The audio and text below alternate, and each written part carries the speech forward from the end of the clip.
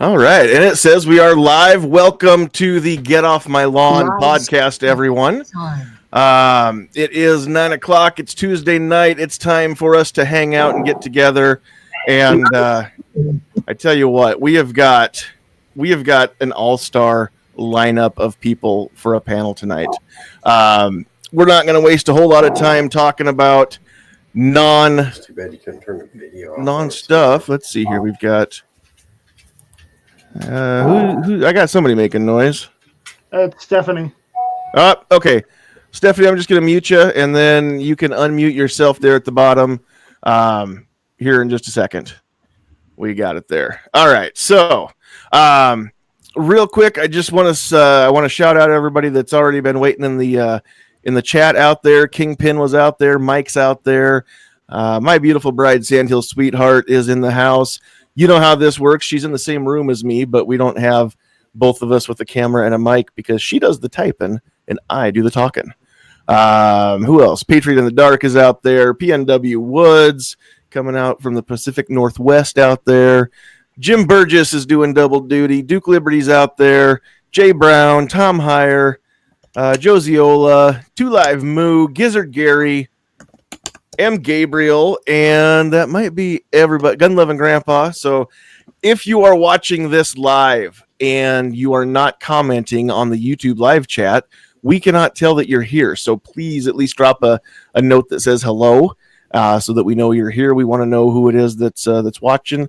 And the best part about these live podcasts is it's so much better than TV. It's kind of like TV in that you can just sit and watch if you want to.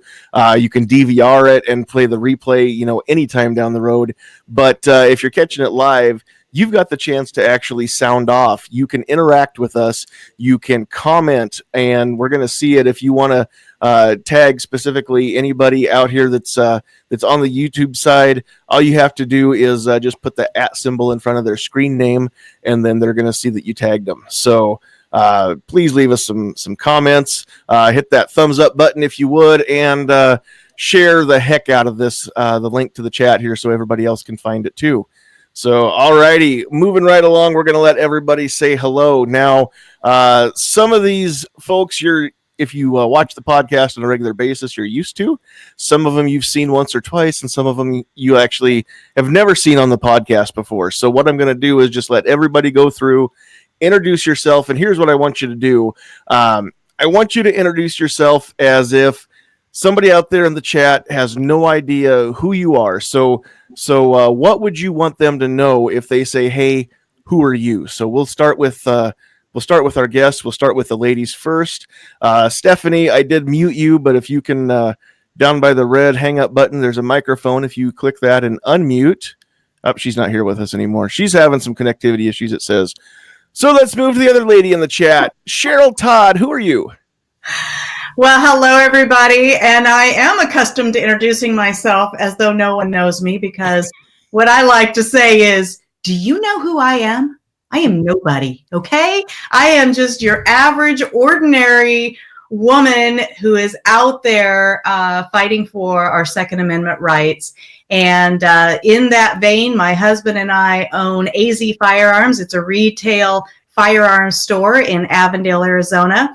We have an auction house called Pot of Gold Estate Auctions, where we not only auction guns and ammo, but cars and collectibles and antiques and jewelry and coins and all kinds of amazing things.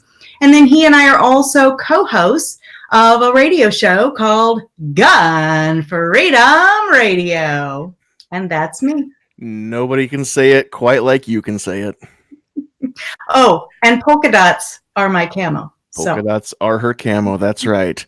All right. Next up, we've got the guy who is not directly responsible, but apparently can take some credit for the polka dots are my camo thing here. So next up, from riding shotgun with Charlie, we've got Charlie Cook. Charlie, who are you? Thank you so much for having me. I am Charlie Cook. I am a gun instructor, which is how I got into all of this. I eventually started making videos where I played the trumpet and shoot a gun together, and I call those gungrams. And after a couple years of teaching my son, riding around with my son, I realized the only place he really started to talk to me and he would open up was in the car. and I would watch the comedians in cars getting coffee and the carpool karaoke. And I said, this is a good place to talk to people. How can I talk to people that are in the gun community? What can I do? And what should I call this? And that is how I came up with the idea for writing Shotgun with Charlie. So I get to drive around the country, interview people all over the place, and I'm trying to take the Stagecoach across America. And you've got a new tour coming out for 2020 that is called Stagecoach Across America, correct?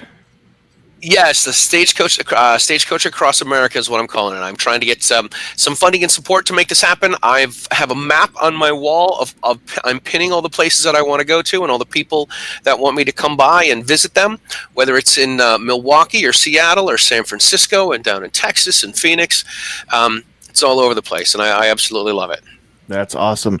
If you have got the ability while we're chatting here, Charlie, to put a link to your GoFundMe over on the internal there on the left-hand side of the screen, I'll copy and paste that over into the YouTube side because unless you have a blue wrench, you don't get to put links up in YouTube. So, but if you can get that to us over there, then we'll make sure that gets posted up on the YouTube side so people can go help support the hashtag Stagecoach Across America Tour 2020. So that's going to be a cool thing. And hopefully when you roll through Nebraska, it'll be on a day that I can meet up with you, whether you've got to get off the interstate or I've got to meet you. We'll try and figure out a place that we can connect. So love it, man. Where can I send that link? I'm gonna get that while the other people are talking. Down at the bottom of the chamber screen. Yep. There's the little hand, and to the right of the hand, there's a little chat window or chat bubble there. I'll work on it. Post it right there, and then I'll get it over there. Dynamite. Thanks. Awesome. All right, moving right along.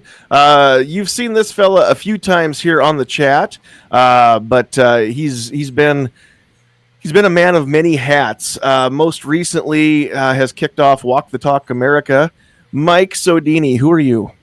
Thanks for having me on. My name is Mike Sodini, longtime vet of the firearms industry. I used to own one of the largest importers in the U.S., and now I run a nonprofit organization called Walk the Talk America, which basically bridges the gap between the firearms industry and the mental health community. Very, very cool. Awesome. Alrighty. Chances are here, unless you just recently bought a Bursa firearm, chances are it came through Mike. So true. I have armed a lot of Americans and armed them very well. All right. And doggone it, I keep seeing Stephanie in and out, and I'm not sure what's going on over there. So there is that GoFundMe. Real quick on the YouTube side, I'm going to paste this up. So if you want to go help out the Stagecoach Across America Tour for Riding Shotgun with Charlie, there it is. All right, we've got a few of the usual suspects. The most unusual, because we don't usually see his smiling face ever, especially here in our chat. So Night Strike, we'll let you tell everybody who you are real quick. All right. Hi, I'm Mike Savino. I'm the guy who's responsible for GunTube. So hey. How's it going? We wouldn't all be here together without check out the GunTube chamber, which we're using right now. That's right. And go check out guntube.org. You'd still be here. You'd just be doing something else. Well, we wouldn't all be here together, probably. Not this many of us, so we love it.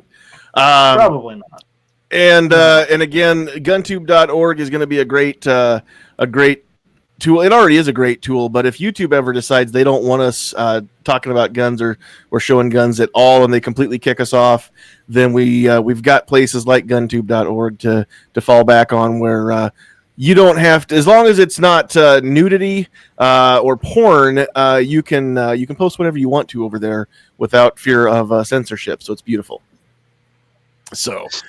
All right. Stick with gun videos. Please stick with gun videos, though. All right. Also, we don't see or hear the smiling voice very often, but he's been a regular in the past and wants to become a regular again. It's just that life sometimes happens in scheduling, So, Jim Burgess, who are you? I'm just a small fish in a big pond with all these guys around. I know the feeling. Yeah, and I actually do have a webcam. I just leave my laptop shut so I can watch my two nice screens. There you go. No, thanks for the invite. It's good to be here. I'm looking forward to this discussion. I tell you what, Jim and I have been friends for a while, and he's a friend of my Facebook page as well. He's got a lot of what I call voice of reason comments on a lot of posts, whether it's something that I posted or reply to somebody else's comment.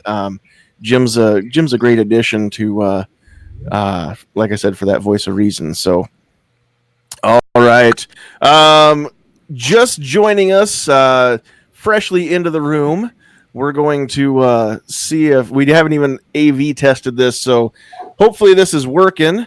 There's a fella up here named Rob Pincus. I doubt very many of you have ever heard that name. So, Rob, we're just giving everybody a chance, just as if nobody's ever heard of you. If I say, who are you, what do you want people to know? I'm the guy that showed up late because I thought it was video and I had to put on pants. Well, it could be. You can turn your camera on if you want to. Well, I mean, it's a shame to waste it. So I'm a personal defense educator and gun rights advocate. Very cool. And if you've been in the 2A community very long, whether you realize it or not, you've probably seen something that Rob has done. More than likely, you've seen his face and heard his voice because he's been a great, not only an advocate, but an activist for a long time for our community. So hopefully Stephanie makes it back in here. Stephanie Schaefer is the Nebraska representative to the DC project. And we tried to get her in here. I think she's having some computer issues, so hopefully she makes it in. If not, we will definitely have her for her own chat at some point here in the near future, just to discuss the DC project. It'll be awesome. So last but not least, over there in the other end of the cool state of Nebraska, this guy's been about as official of a co-host as I've ever had. Travis P11, who are you? You know, if you don't know who I am, I'm a firearms content creator over on YouTube. I do tabletop reviews, I do cleaning videos, range tests, but I review just about everything. So there's a good chance that you've watched a review that I've done on YouTube and you probably didn't know it. So whether it's, dish soap or beef jerky or tuna, I've probably reviewed it. But anyway, but I do have a little podcast I do on Monday nights called Caliber Corner at 6 o'clock Central Time. Make sure you check it out. A lot of people on this panel are over on that. It's just a little firearms chat that we have, a little gun talk, and appreciate the invite, man. I'm excited to be here. Thank you. Go check out Travis P11. Do a search on YouTube for Travis P11, and then also search 338 Nerf PUA. It's the best video in the world. It wins YouTube, the 338 Nerf PUA video. You've got to check it out. NERFPUA. After you watch that, if you're a fan of Nancy videos, you'll like that. So yeah, I took part of it. All right, so moving right along, we're going to just jump into our topic here, and what I want to do first of all is just kind of introduce this. I want to go around the horn and kind of get everybody. Oh, you know what, Squib? I almost forgot about you because I'm not used to you sounding off too much while you're still at work. So if you've got time, you want to say who you are, very well. If not, we'll skip you and catch you when you get out of work. I'm sheltering in place in a stairwell so you don't have to listen to the sound of the automotive manufacturing capital of the world. And so the third shift guy doesn't go, what's going on? I'm coming to you live from work. I'm a blue collar guy that's a Second Amendment advocate. And my primary YouTube channel isn't just about guns and the Second Amendment, because that's not what gun people are all about. We have other interests too. So you'll find all kinds of stuff on my channel that interests me. It may not interest you, but then again, maybe it does. And I've found that sometimes when you have an interest with somebody outside of our community, that creates a bridge to get them to start asking you questions. You become the gun person, and they're the one that they come to when they want to know what's going on, or what does this mean, or is this real, or whatever it is. Absolutely, and truer words have never been spoken. So, all right. Speaking of which, when people come to you with questions or things like that, I want to come to all of you with a question. The first question that I have, and this is rhetorical, is why isn't this being brought up more often? Because this is something that I've been thinking about for a long time, but I've never really heard this discussed at length or in any major scope. And here's what I want to talk about tonight and get all of your take on this as well is, when we have the debate, which I know is going to be ongoing more than likely forever. I don't think we'll ever solve this debate, but we've got people that obviously are pro-gun, like all of us, and we've got people that are anti-gun that would just as soon see all the guns taken away. When we have the big debate, the big discussions, why is nobody taking what they're calling common sense measures and applying them to any of the other rights to see if they would hold water if we applied them to the other rights that are guaranteed? Just even if we just look at the Bill of Rights and the first 10 amendments, for instance, we've got states that have or want to pass a law that says you can only buy one gun a month. You can only buy guns that are approved on this list. You can only buy a gun after a 7-day wait or a 10-day wait or whatever is the case. We've got all these things that they're putting in place for common sense, universal background checks and extreme risk protection orders and all these things that are being either passed or at least proposed. What would happen if we were to say that you can go to church, but only if your church is on this list that's approved by the state? What if we said that you can sure buy a book, but you can only buy one book a month because we don't want you getting too many books? What if you had to have a permit before you could say, hey, we're not at war, so no soldiers are going to live in my house? Without a permit on your door, soldiers could just come in anytime. We could apply that same thing to illegal search and seizure. If it's not, the special extra tax that you've paid for on your driver's license or on your license plates or on your house, then again, you can be searched anytime. You're not protected from that.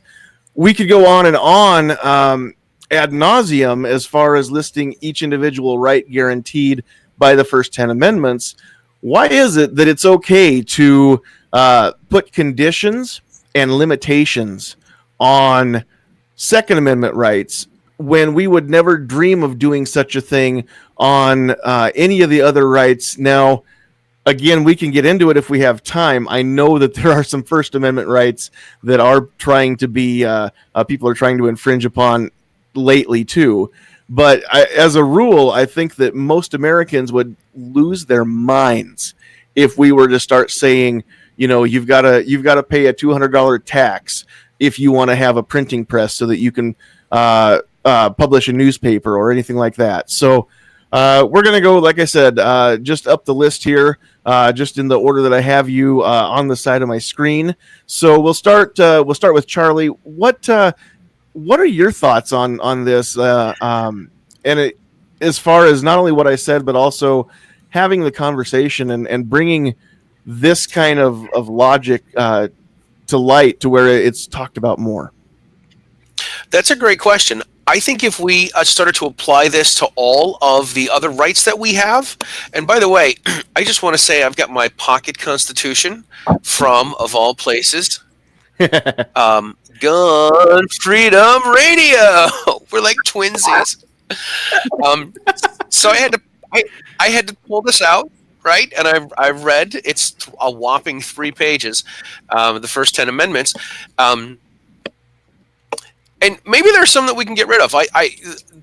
Part of me thinks if we really want to get rid of an amendment, maybe the Third Amendment should go. That's the one where you have to house and quarter soldiers. Why can't we get rid of that one? Like, do you know what I mean? Like, is that really something we have? We haven't had a war on our soil since 1865. Do we really have to quarter soldiers? Do we have to give them a place to live if they're coming through our town? No, that one seems a little more ridiculous than maybe some of the others. I think that the reason that people like to attack the Second Amendment is because either there's 3 groups of people, of course. There's people that are for it, there's people that are against it, and there's people that don't care. We have the pro-gun folks, we have the anti-gun folks, we have the non-gun folks. And the people on either end are the ones that are most excited and most passionate about how they feel about this. So if we, I don't know. I mean, it's it's interesting to try to engage more people into saying, hey, listen, you know what? I like to do this. I understand that you don't like to do it, but you shouldn't tell me what I can do. And then I think when you start to point out that to people, say, listen, I'm not going to tell you how to live. If you don't want to carry a gun, I'm not going to make you carry a gun, and that's fine. But I don't want you to tell me that I can't carry one. And we can go right down and apply these other ones as well. The okay, this is where I feel like I need my cheaters, and I'm fighting it. Some of the other ones here, right? The excessive bail. What do you need excessive bail for? What should you have? How is it excessive? What's excessive for one person might not be excessive for another person. I mean, it's ridiculous. Cruel and unusual punishment. Maybe some punishment's more cruel than others. Maybe taking a cell phone. I know taking a cell phone from me, I think, during the day would probably be cruel and unusual punishment, because I seem to be pretty addicted to this little device that I have here. So I think the second one's the one. The Second Amendment's the one that gets most people gets their knickers in a twist. I don't think they think about the other ones and how they can apply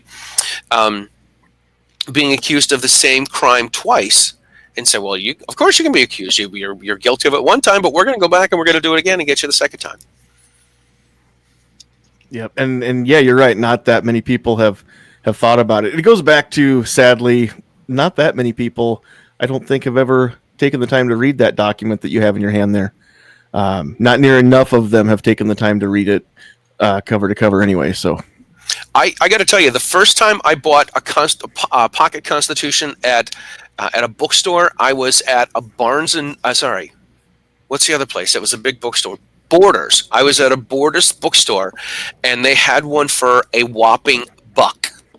It cost me $1.06 in tax to buy a copy of the Constitution, which I still have.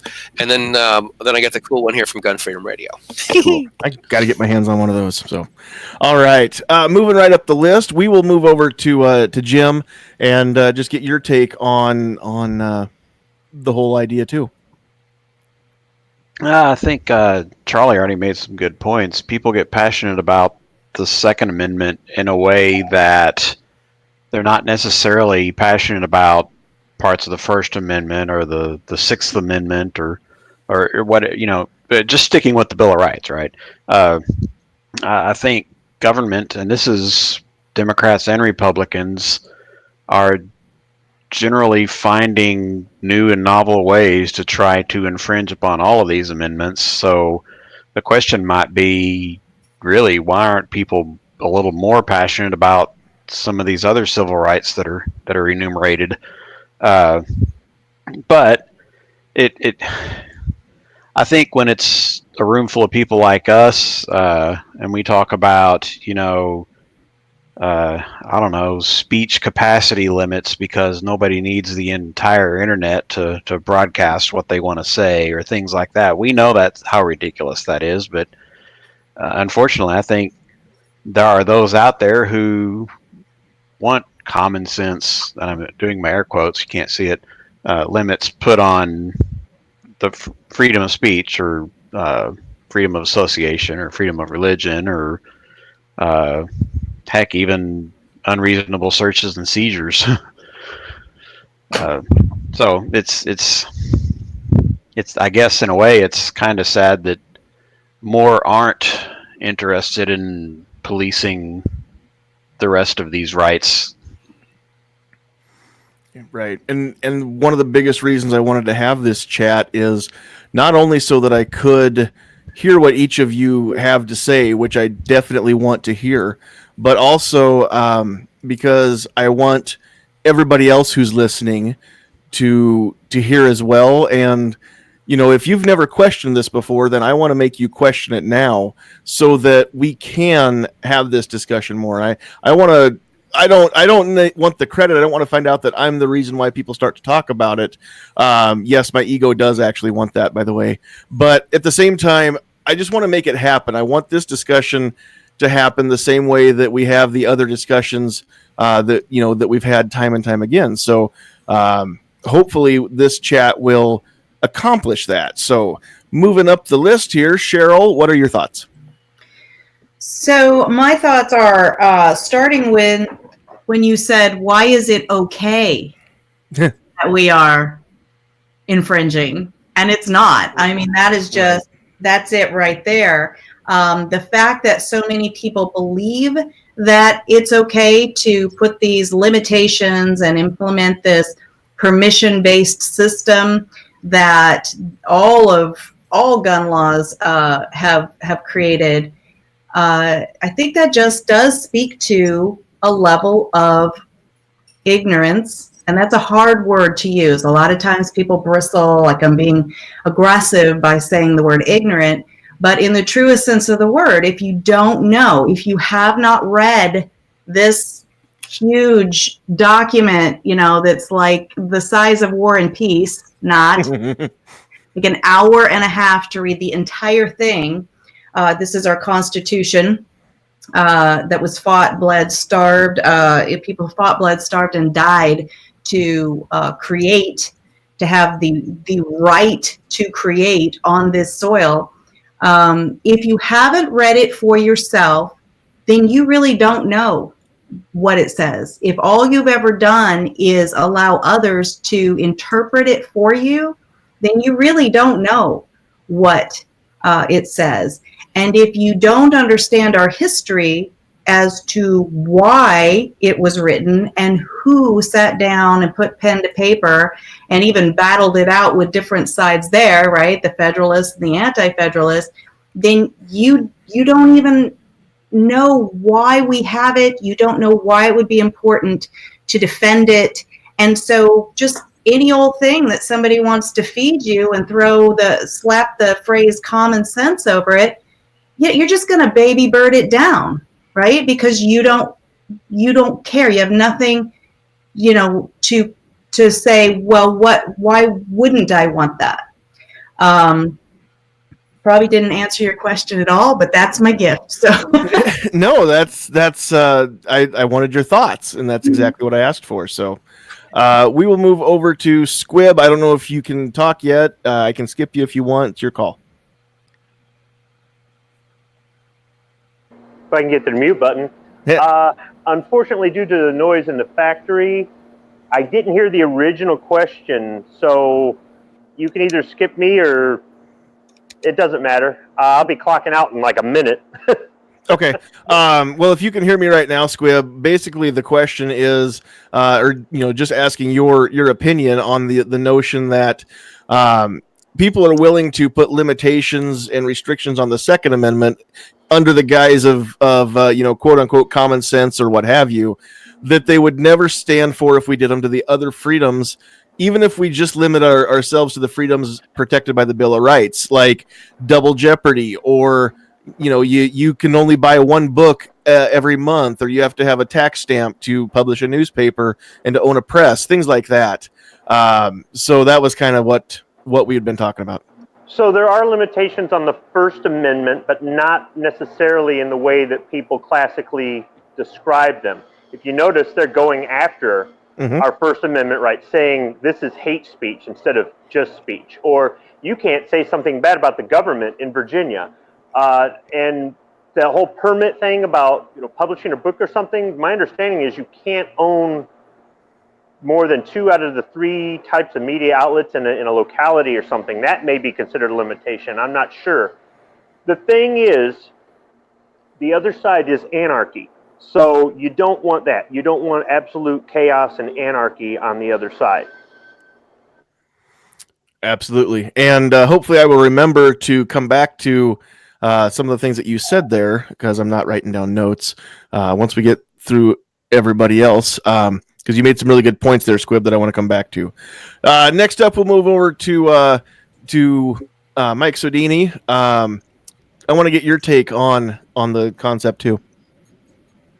Well, to me, I think that a lot of people take these for granted because they've never really seen it affect them in a certain way. So when I try to explain constitutional rights to somebody, I try to see if they've ever been in a situation that they didn't like with whatever that particular amendment was, right? So you're not really going to care if you're not a firearms person. And this goes back to something I always say. I compare it to me with golf.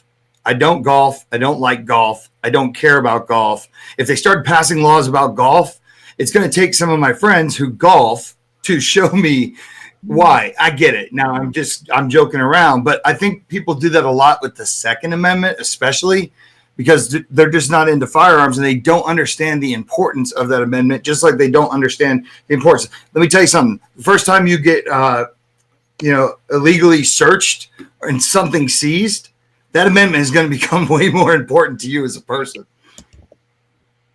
I definitely agree with that. And again, we've got a whole lot of once the horses get out of the barn, then we're trying to close the barn door when we could have just eliminated the horses getting out to begin with. I see that in Virginia lately.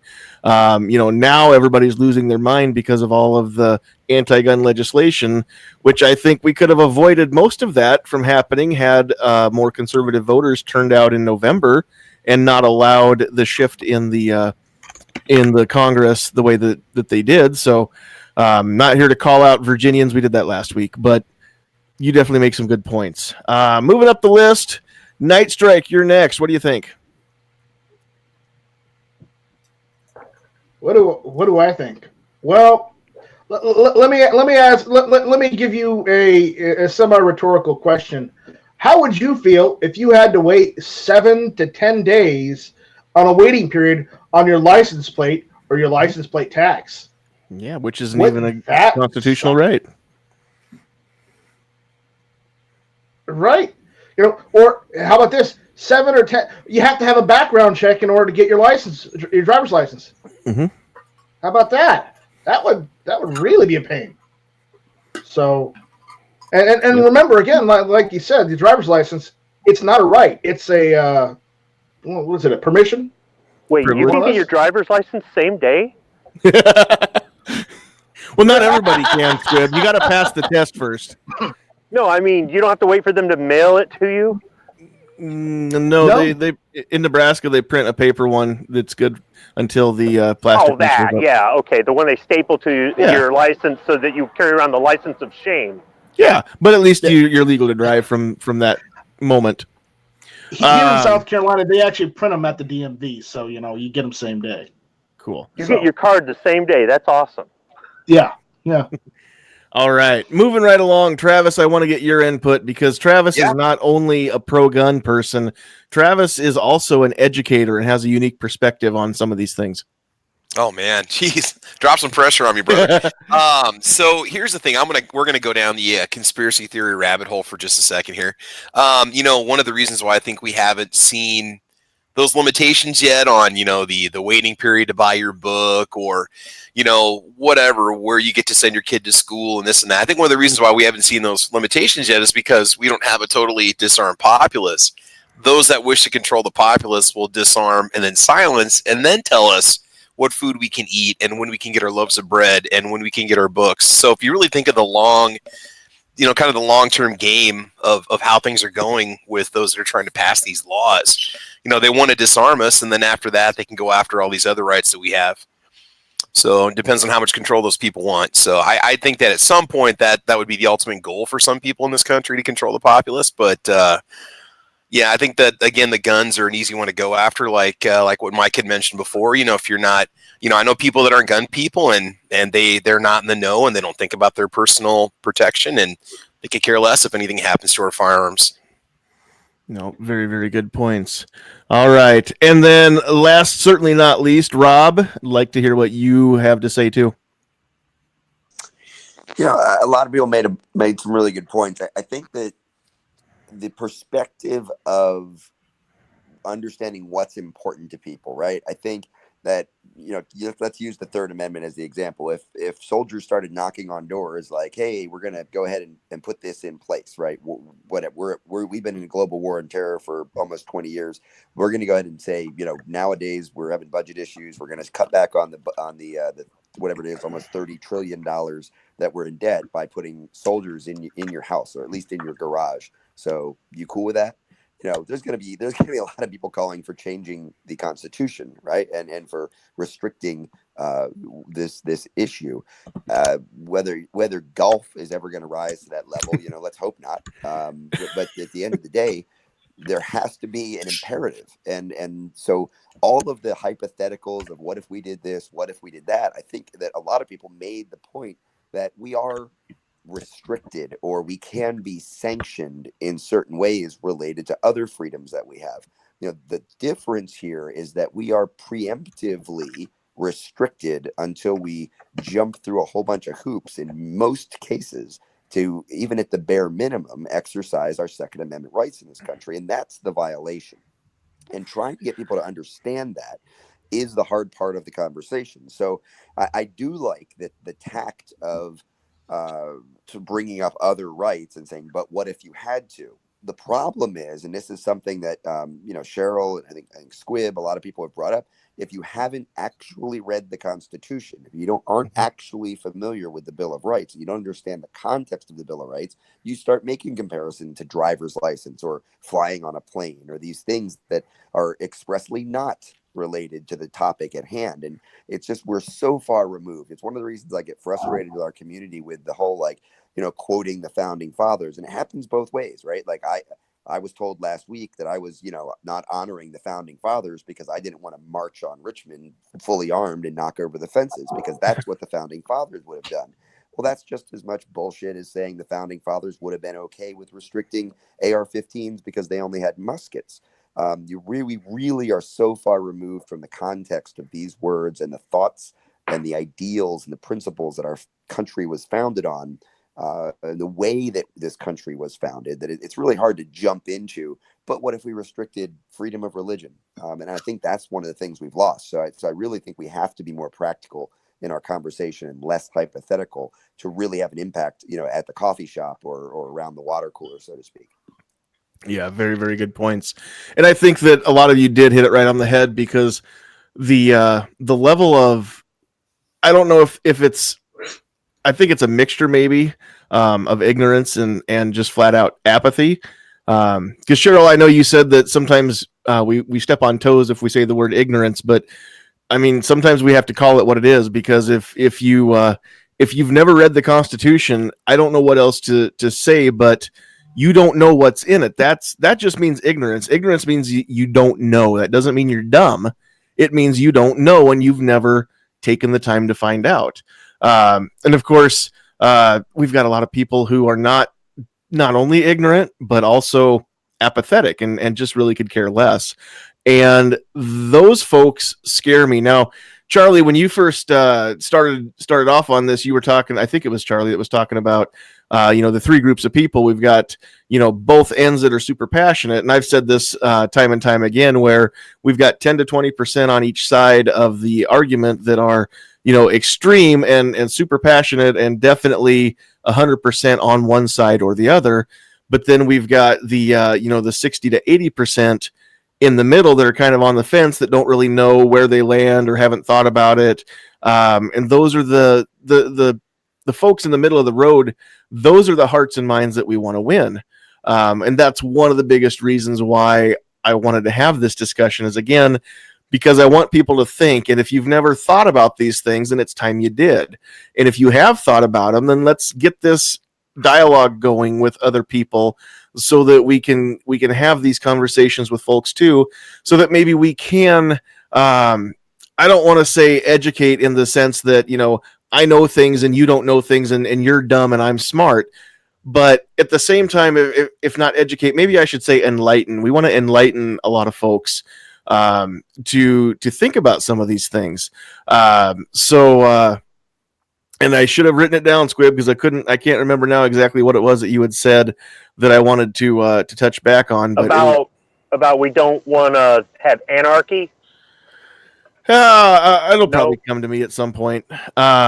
We don't want restrictions on our constitutional rights, but we don't want anarchy either. True, and yeah, there has to be some sort of a happy medium, if I can say that without saying compromise as a bad thing. But one of the biggest things too is we need to, along with this discussion, I think we need to include the notion that there shouldn't be words that are taken away. Even if there's a word that you find completely offensive, if it describes a group of people or an ethnicity or anything like that, those are words that we typically don't allow to be said here in our chats or even out in the typewritten chat there on the YouTube side. Those comments will get blocked so that they're not used, because there's no need for them. There's no purpose other than just to offend people with that word. So we don't need that here. But at the same time, I don't want to say you can't use that word. I just want to say you can't use it while you're here, while you're my guest. You do what you want when you're not in my home. That's fine. I don't want to take that word away. I just want to make sure that when you are with me, that you use that word responsibly. I want to do the same thing with firearms. I don't want to take any firearm away. I don't want to put any firearm on a list and say you shouldn't own this. I just want you to know how to use it responsibly. And if you can use it responsibly and you've never shown any indication otherwise, then why should you have any restrictions on that? Whether it's a word, whether it's a religion, whether it is a firearm, whatever it is, if you are not showing tendencies that you're going to abuse the right, then, and you can be responsible with it, then you shouldn't have any restrictions on it. That's the way that I feel. I think that most of us at some point or another were kids growing up with either parents or somebody that was in authority over us. And as we got older, we became more responsible and we got less restricted, right? Now that we're adults, we have to abide by the law, but for the most part, we can do anything we want to do as long as it's not illegal and it doesn't hurt anybody else. We don't have restrictions on 90% of what we do. The part that bugs us, of course, is where we shouldn't have restrictions and we do. That's why we're all here. What I want to do now is I'm not going to go back around the horn because it just takes forever. And I think we can all not walk on each other as we have this discussion. And those of you who are regulars here, I would like to defer to our guests a little bit more than to each other as much as we can. But I just want to kind of have a round table here when it comes to actually taking what we've talked about and putting it into actions and having this discussion. What are your thoughts on the right way to bring this up to where we can get people to talk about it and think about it more? I think I'd like to chime in first if I can. Yeah. You talked about educating people and enlightening them, and I've got to say, when somebody says they need to enlighten me on whatever it is, to me it sounds not just like they know more than me, but it sounds like I'm better than you. Let me enlighten you. And I think that's one of the things we need to do. I mean, some people talk about this all the time, about how we need to take the language back. And one of the things that I absolutely love that happened in Virginia, as well in some of the other states, is they have the sanctuary states. Well, if we're going to let illegal aliens come here and live here, and they're going to be safe from breaking these laws, then I like that we have the sanctuary states up here as well.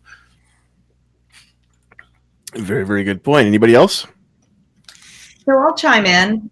The purpose of our show is to try to reach people that we say are in the middle, right? They're not, the people that are super pro-gun, great, awesome, they're probably never going to shift from that. The people that have already closed their mind to new information, I'm never going to reach them. Mm-hmm. So I'm not throwing bait in that direction, but people that are still in that thoughtful state, like, well, what do I really think about guns, and why are people telling me they're either amazing and or bad? We try to bring guests on that have conversations that will appeal to people that are in a questioning and a thinking state. So, I agree with Charlie that there are certain words that cause you to bristle and pull back. And when I first heard you, John, say enlighten them, it didn't strike me that way. But then through Charlie's lens, I was like, yeah, that could come across as a little bit, condescending. So we like to say we engage, we inform, and we educate.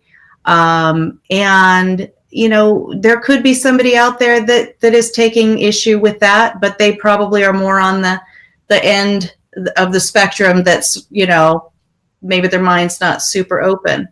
But we just try to kind of like just lay the information out there on our show and just say, what do you think about it? And if you're disagreeing, we try to say this a lot. If you're disagreeing with what you're hearing right now, awesome. That is amazing, because then you're chewing on it mentally, and you're probably going to talk to your neighbor, and you're probably going to talk to your spouse and your carpool and create a dialogue that could then therefore pass that opportunity to the next group of people to disagree and chew on it.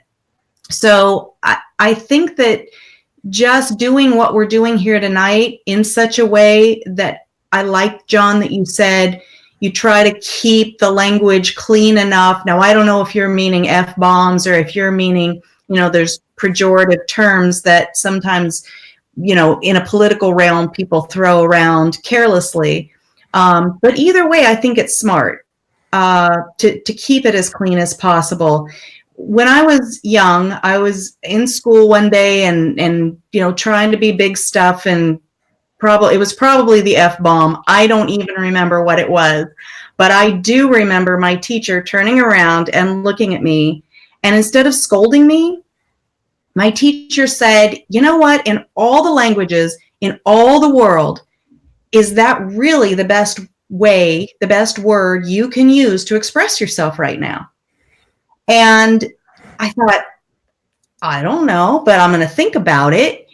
And then went further and said, without that word, you're going to be able to speak to so many more people. And that's my adult mind remembering their phrasing. And it was probably something a little bit different. But that's the way that I have used that memory in so many ways, that why would I limit my audience by having a radio show and just F-bombing all over the place? There are going to be some people that I really want to reach and that really want to hear me, but they can't listen to that with the kids in the car, right? Mm-hmm. Or why would I want to get on there and just be lazy and say things like, the political terms that people throw around at each other?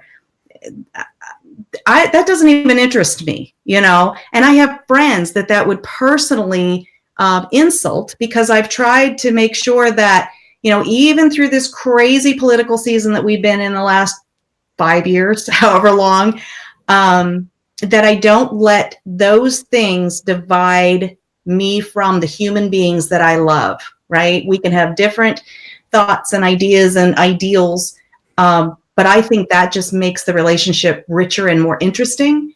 And if we are careful with the words that we use, not to walk on eggshells, but just to be thoughtful and kind, I think that we're going to have a wider opportunity to impact and expand our sphere of influence. Oh, absolutely. And yeah, there's a couple different reasons why we ask people to keep it, mostly clean, at least, a PG, between a PG and a PG-13 level here.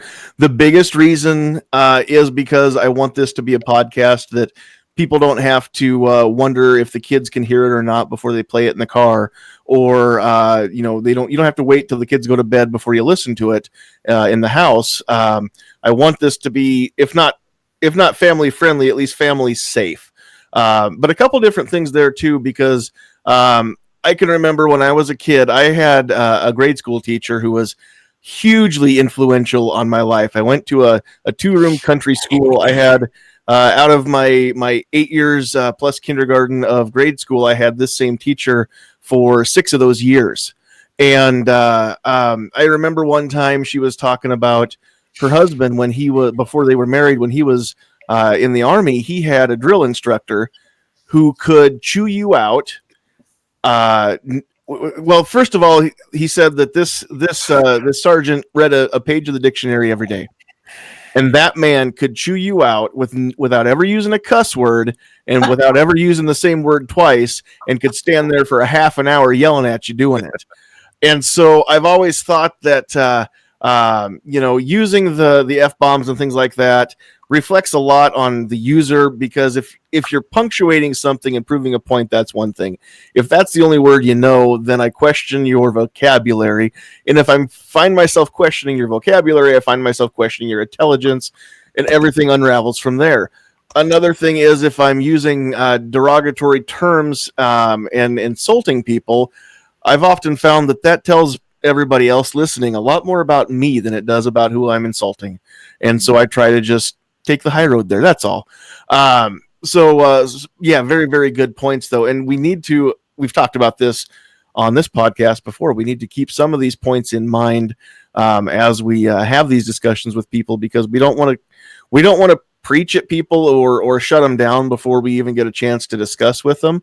There is a time at the pulpit for fire and brimstone, but I don't think that every sermon needs to be fire and brimstone. You're gonna save a lot more souls if you relate to people than if you just yell at them all the time.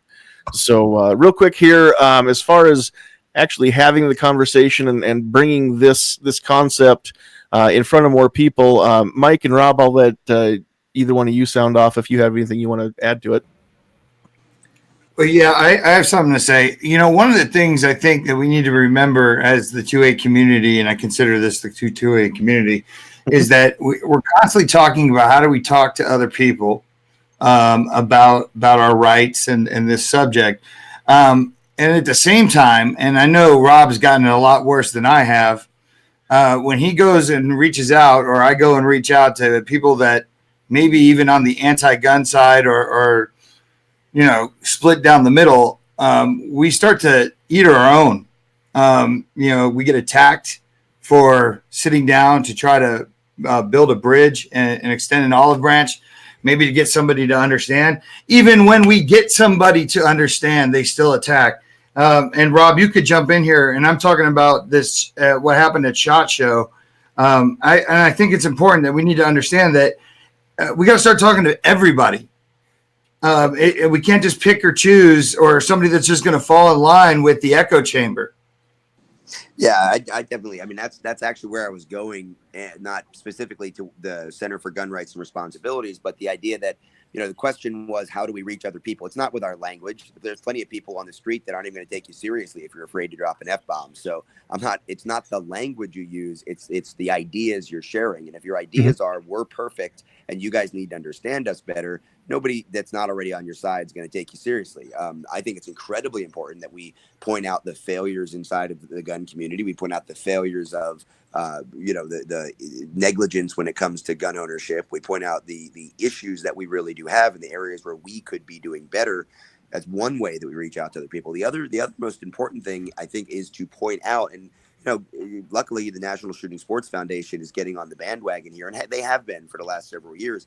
We have to point out what we're doing to reduce the negative outcomes associated with firearms. We can't pretend that there aren't negative outcomes, which was what we used to do. I mean, the NRA threatened people a few years ago that they couldn't come back to the Great American Outdoors Show if they posted to social media about a negligent discharge that happened in one of the booths, because they didn't want to have the news spread that some attendee at the NRA's Great American Outdoors Show had a negligent discharge. Well, how about all the people that could learn from how to avoid having that happen, that wouldn't be overconfident and think, oh, look, 30,000 gun owners went to this gun show in Pennsylvania and there wasn't any problem. Well, there are problems. There are problems all the time inside of our own circles.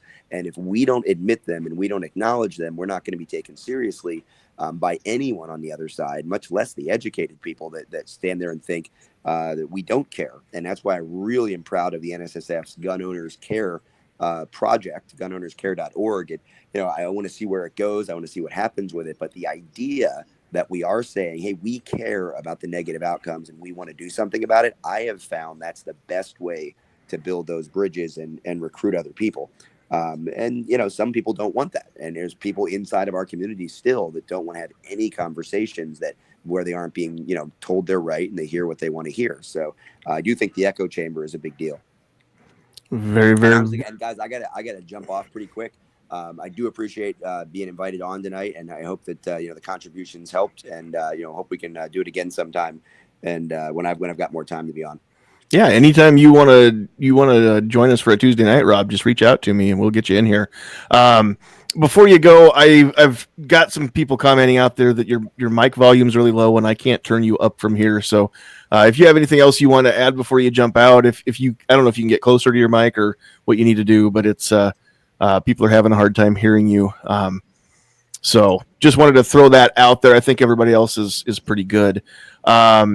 We're about ready to wrap it up. We don't have to let this chat go super, super long.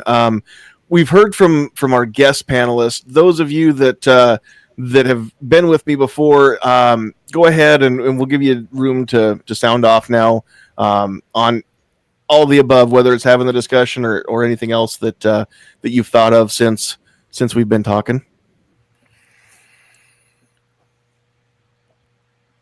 When you want to bring up just the ideas in general, how do we go about doing this? Even with our own families, around the dinner table, or sometimes when we have get-togethers with friends, or trying to find that balance at work to do so, or if somebody brings something up like what we talked about this evening, propose these other sides. Well, what if we had this kind of limit or this kind of a ban on this or that, and just kind of see what their reaction is, kind of poke the bear a little bit. I like that idea.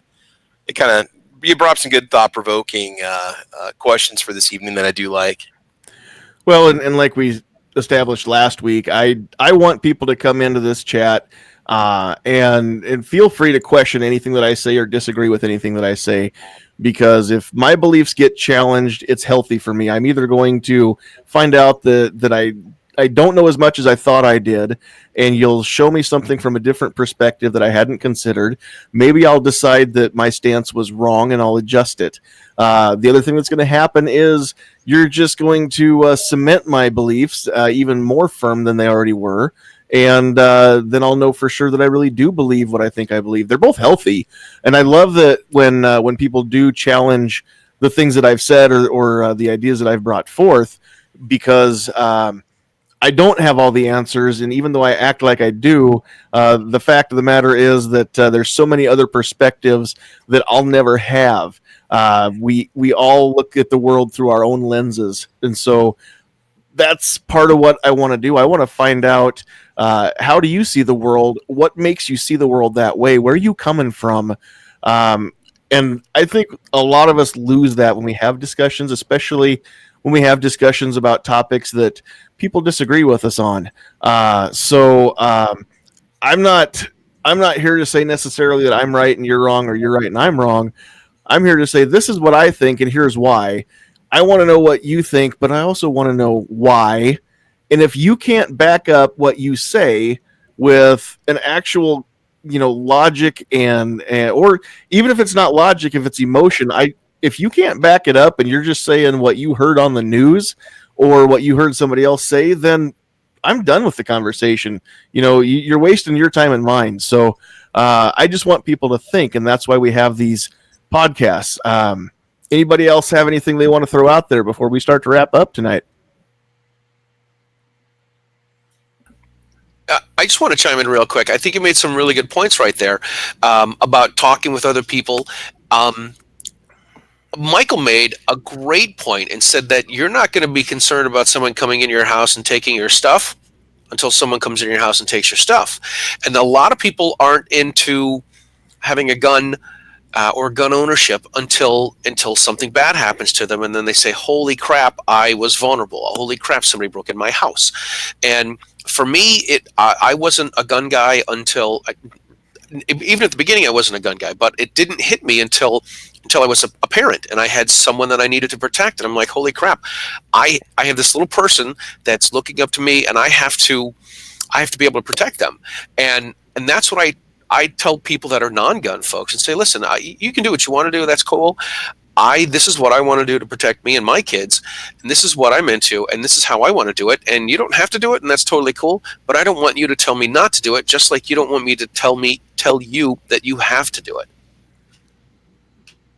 Yeah, and I think that's one of the biggest differences between our two camps, right? Is for the most part, those of us that are pro-gun are pro-liberty and pro just live and let live. Let me do my thing. I'm not going to tell you what to do. You don't tell me what to do. And the other side of the camp, as a generality, seems to be, I don't like this, so I don't think anybody should do it. And they've got to stick their nose where most of us don't think it belongs.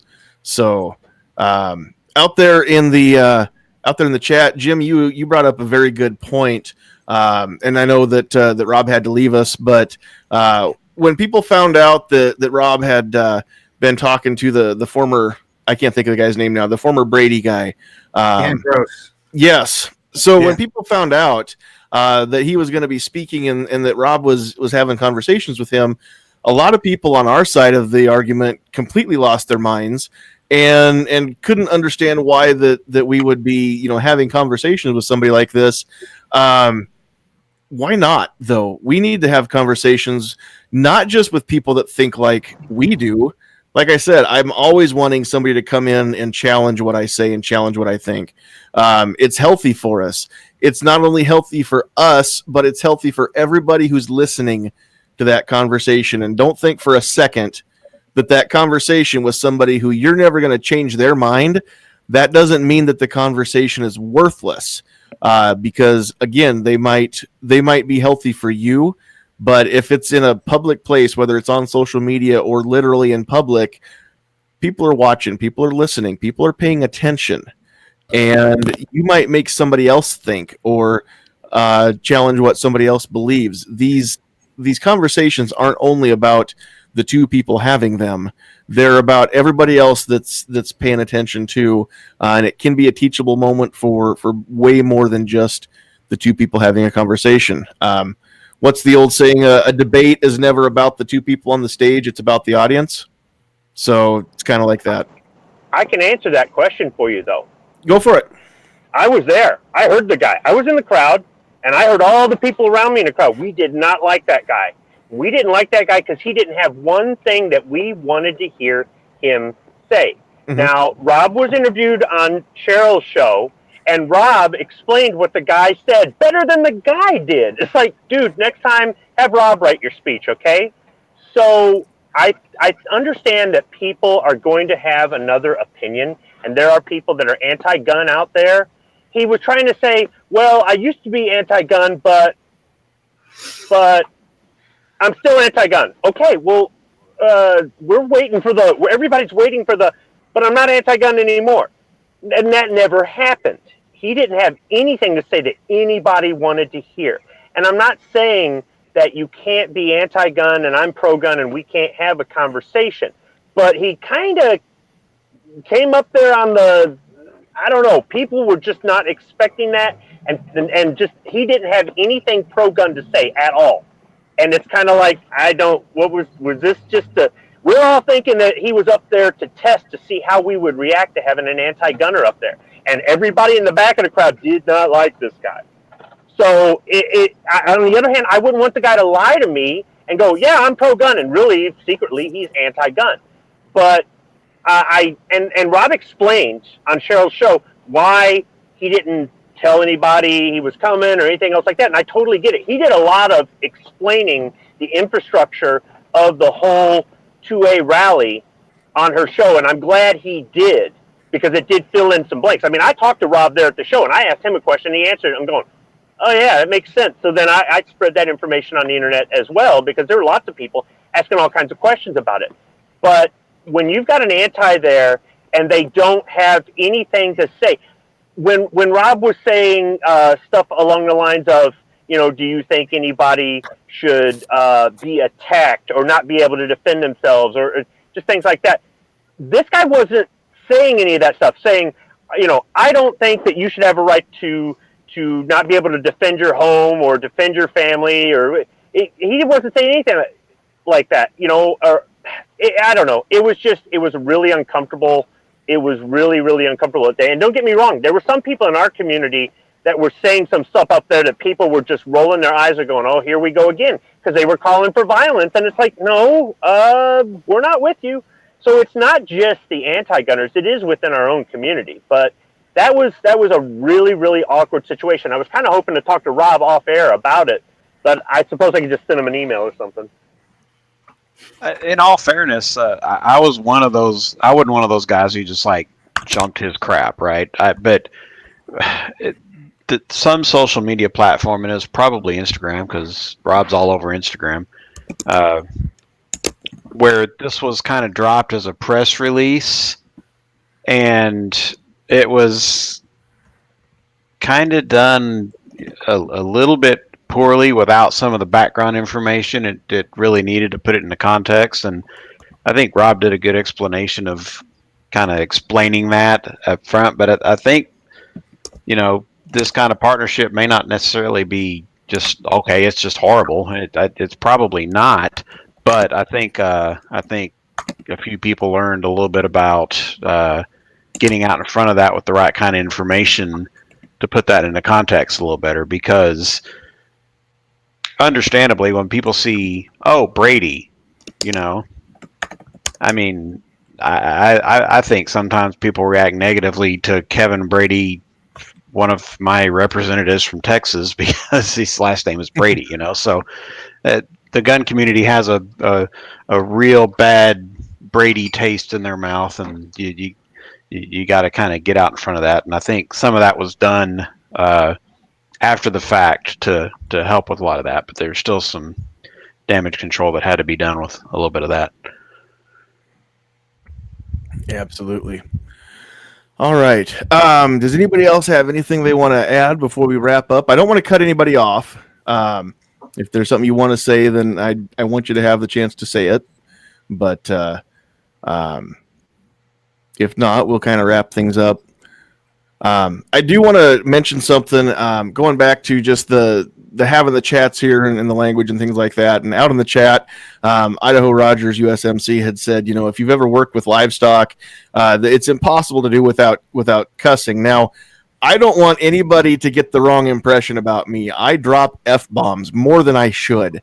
I say the bad words. I don't want them on the podcast. That doesn't mean I don't use them.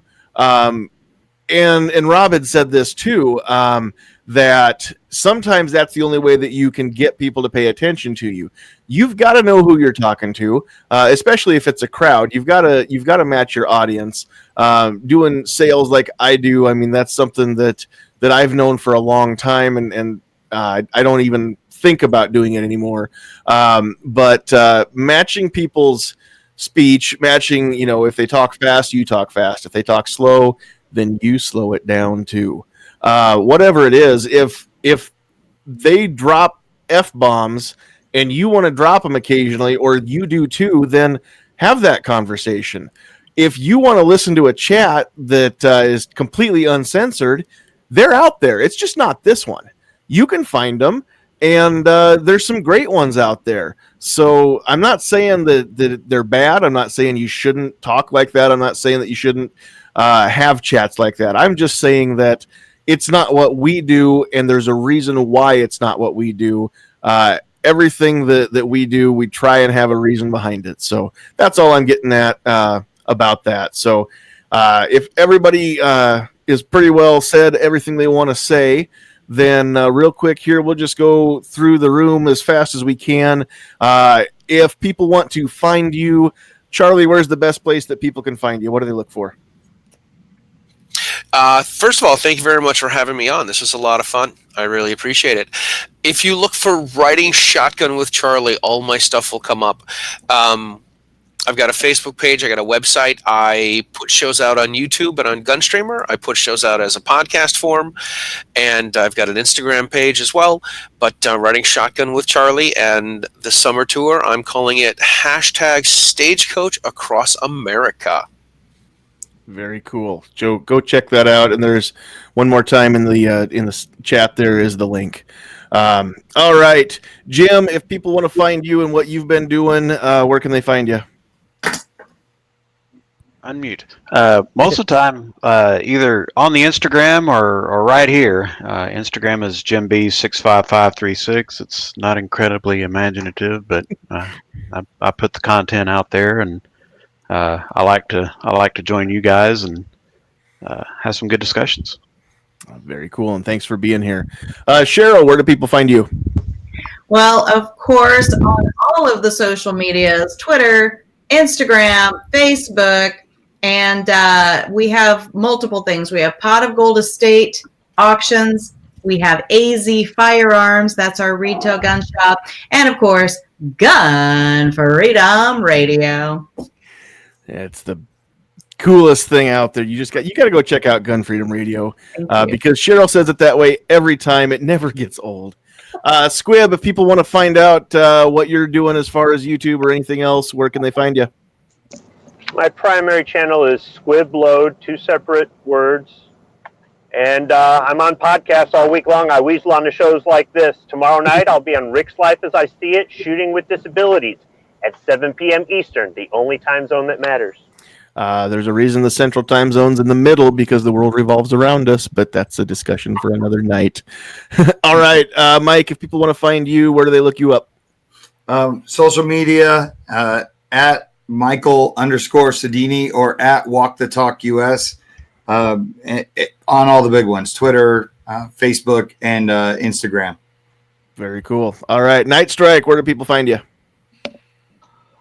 You can find me on YouTube, or you can go to guntube.org. I'm over there too. It works. It's new. It's improved. Check it out. Also, by the way, you're on Central Time because you're in the middle. You know, like that song, "Stuck in the Middle with You." You're right there in the middle. That's why you're Central. Not because I got clowns to the left of me and jokers to the right. But again, different night's discussion. Well, depending on how you look at the country these days, that's pretty much true. that's sadly you're right. Travis, where do people find you? Yeah, you guys, you can find me over on YouTube, TravisP11, and also on guntube.org. It's where it's at. Thanks, man. All righty. And out in the chat, I see a super chat from Blitz. You know, we love the super chats, and we love it when people throw their hard-earned money to help support the channel. Blitz, you didn't even ask a question. You just threw that out there. So you've got to do questions if you're going to do that. 10% goes to the house, brother. Yeah, right.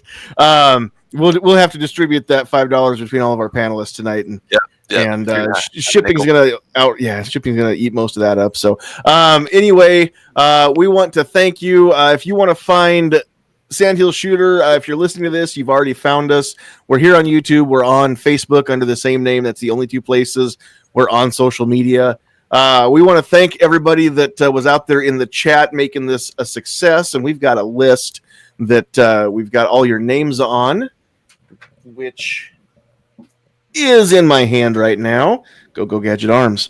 All right. So again, if you've been watching this and not commenting, we don't know you're there, and it's cool. You can be anonymous if you want to, but we want to say thank you and say hi to you. So everybody that's been out there, we had Kingpin, we had Mike, not the 2 that are in the panel, a third Mike, Patriot in the Dark, PNW Woods, Jim Burgess, Duke Liberty, Jay Brown, Tom Heyer, Joe Ziola, 2 Live Moo, Gizzard Gary, M. Gabriel, Gun Loving Grandpa, Guitar Man Pete, 9mm, 10X Shooters, Rich White, New York Outcast, Guy That Comments, Ghost Tactical, Obnoxious One, Keith Gregory, Dangerous Freedom, C4 Defense, Night Strike, Blitz, Southpaw RX, 7 Wonders, the 402 Outdoorsman, Idaho Rogers USMC, Blue Steel 44, the Tennessee Gun Guy, Ashley at Gunstreamer was here for a little bit, the Poor Conservative, MM53, Rob Pincus, SS Pawn, Armament and Axes, Travis P11,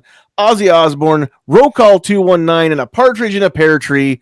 Thank you all very much. We're going to go off the air. That doesn't mean everybody in the panel has to leave. If you want to hang out for a little bit and chat off the air, you're welcome to stay, but we're going to end this for now. So thank you, all of you, for being here, for making this channel what it is. Go check us out on Patreon if you want to support the channel.